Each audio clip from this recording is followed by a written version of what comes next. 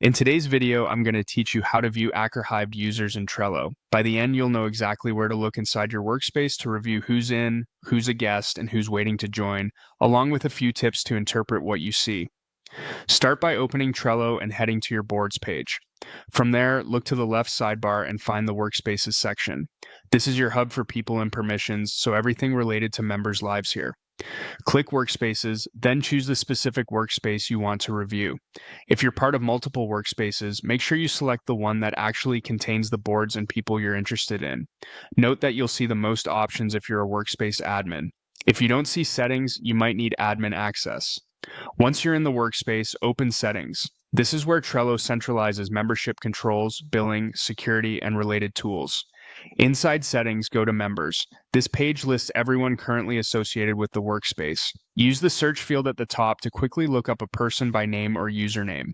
If your search doesn't return a result, that typically means the person is not an active member of the workspace. Next, check the Guests view. Guests are people who have access to one or more boards in your workspace but aren't full workspace members. This is especially helpful when you're trying to distinguish between internal members and external collaborators. If you're auditing access, note which guests are single board guests and which might be present on multiple boards, since that can affect billing and governance. You can also review the Join Requests area. This is where pending access requests and invitations live. If someone says they used to be in the workspace but you can't find them, they might be sitting in pending invites, or they may have been removed and will no longer appear in the members list. A quick note on the idea of archived users. Trello doesn't maintain a separate archived list for people inside the workspace settings.